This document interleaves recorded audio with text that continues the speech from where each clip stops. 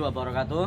Teman-teman semua pecinta ikan nila, ikan lele, ikan gurame, dan semua jenis ikan, kembali lagi dengan saya di channel Soleh Farhan 879. Sebelumnya saya doakan teman-teman sehat walafiat, sukses selalu, bahagia selalu. Teman-teman semua pecinta ikan nila khususnya ya, hari ini teman-teman akan saya ajak ke kolam nila yang saya campur dengan ikan gurame. Ini kan banyak yang tanya nih, sebetulnya bisa nggak sih ikan nila itu dicampur dengan ikan gurame seperti itu ya. Nah, dulu saya tuh sudah pernah menjelaskan, sepertinya sudah lumayan detail ya, tentang pencampuran ikan nila dan gurame. Prinsipnya ikan nila dan gurame itu bisa dicampurkan ya. Oke, sambil kita melihat kolam kita ya, mari sama-sama kita ke sini. Oke, teman-teman bisa sambil melihat kolam saya. Di sini ikan kita campurkan jadi satu, yaitu ikan nila dan ikan gurame. Nah, ikan nilanya berbagai macam ukuran dan ikan guramenya juga berbagai macam ukuran. Bahkan ikan guramenya itu ada yang sudah, yang kuning coba dilihat, bisa di zoom. Yang kuning itu sudah hampir 2 kilo bobotnya. Itu kita campurkan. Semuanya tidak ada masalah sama sekali ya. Ikan nila di sini kurang lebih itu semalam ada 100-an ya, ada 100-an ekor, dan ikan guramenya itu ada hampir 50 ekoran. Memang lebih banyak ikan nilanya dan tidak ada masalah. Kita akan buktikan dengan cara kita kasih makan ya. Normal dan sehat.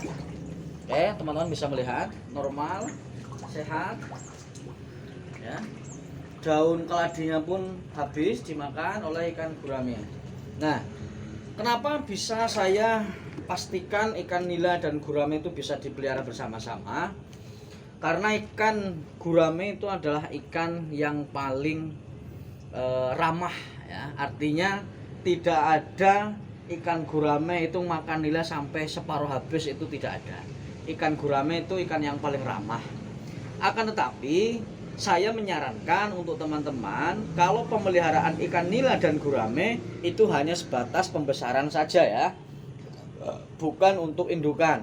Kalau misalkan nanti teman-teman memaksakan untuk indukan atau untuk pemijahan, saya menyarankan tidak usah dicampur dengan ikan gurame ya, apalagi nanti guramenya gurame yang besar. Kenapa seperti itu?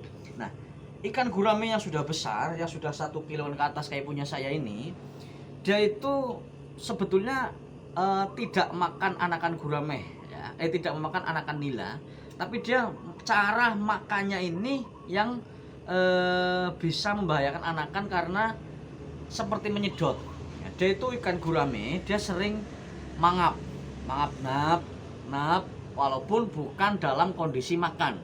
Nah, ini yang membahayakan apabila misalkan ada di situ tempat pemijahan sehingga di situ ada baby, yang terjadi burayak-burayak nanti bisa tertelan oleh gurame yang tidak sengaja. Itu teman-teman.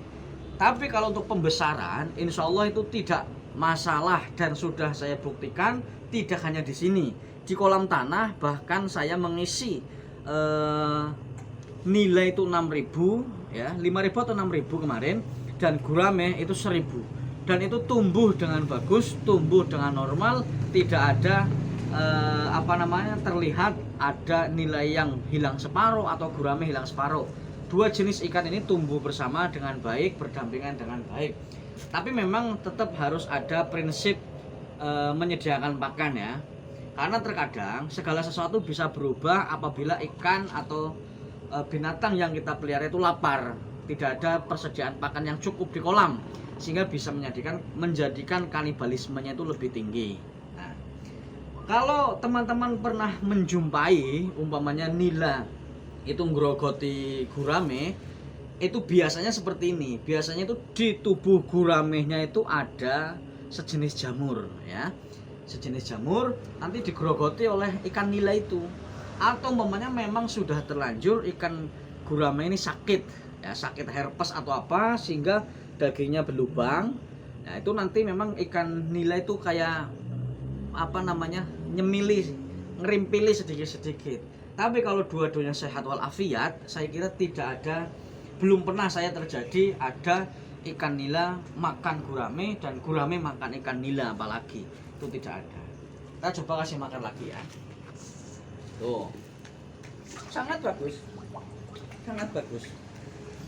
Bahkan teman-teman semua di sini dulu pas waktu ada ikan nila yang sudah besar, saya baru memasukkan gurame yang kecil, yang seukuran jempol.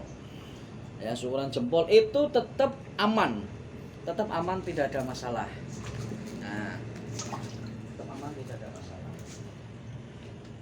Ya, teman-teman sudah lebih yakin sekarang, lebih percaya karena melihat langsung realnya seperti apa itu melihat langsung. Ikan nila saya seger-seger, ikan guramenya tidak ada masalah, tidak ada yang saling mengintimidasi. Jadi begitu. Nah, kemudian juga yang perlu saya ingatkan ya, proses atau takaran ikan nila dan gurame sebetulnya takaran pastinya itu tidak ada. Tapi saya akan mengulangi yang pernah saya sampaikan dulu. Kita itu sebetulnya mau fokus ke nila atau gurame. Kalau mau ke nila ya guramenya tidak usah banyak-banyak ya. Nah, guramenya nggak usah banyak-banyak. Tapi kalau misalkan mau fokus ke gurame, ya nilainya juga jangan banyak-banyak. Nah, kalau kita mau fokus ke gurame, nilai itu harus betul-betul harus dibatasi. Kenapa? Karena nilai itu cenderung lebih aktif makannya ya. Makannya itu lebih aktif dan lebih cepat pergerakannya. Sehingga kalau kita tujuannya pelihara gurame, kok malah nilainya banyak, imbang-imbang, nanti guramenya itu tidak akan besar-besar. Kenapa? Karena pakan yang kita berikan untuk gurame itu akan lebih cepat habis oleh nila. Jadi begitu teman-teman. Kalau seumpamanya kita mau pelihara nila, ya kita kasih gurame beberapa. Kalau saya ini memang di sini kemarin banyak gurame, banyak nilainya ya. Gurame ini sekedar untuk babak tambahan. Sekitar 50-an kalau saya nggak salah guramenya. Sehingga memang nila ini tetap cepat besar dan guramenya juga besar, tapi tetap lebih lambat. Jadi begitu teman-teman. Oke.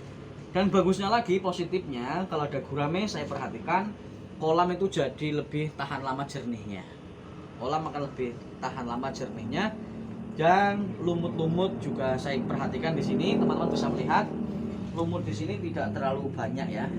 Itu aslinya kan kolam itu sampai garis atas ini. Nah, ini kebetulan ini ada beberapa yang tadi saya cek guramehnya, saya lihat karena ternyata dinding-dindingnya itu tidak terlalu berlumut. Itu sangat bagus sekali. Barangkali ini yang hari ini perlu saya sampaikan untuk teman-teman. Prinsipnya pemeliharaan nila dengan gurame itu oke-oke saja, sah-sah saja, dan dua-duanya itu bisa tumbuh berdampingan, tidak membahayakan. Tapi teman-teman harus bisa menentukan dulu mau gurame atau nila yang akan menjadi fokusnya. Kalau mau gurame, nilainya tentu jangan banyak-banyak. Kalau mau nila, ya guramenya jangan terlalu banyak. Kasihan guramenya. Barangkali saja, mudah-mudahan bermanfaat untuk teman-teman semuanya, khususnya untuk saya. Terima kasih, salam berbagi cerita, berbagi pengalaman, dan berbagi rezeki yang halal. Salam sukses. Assalamualaikum warahmatullahi wabarakatuh.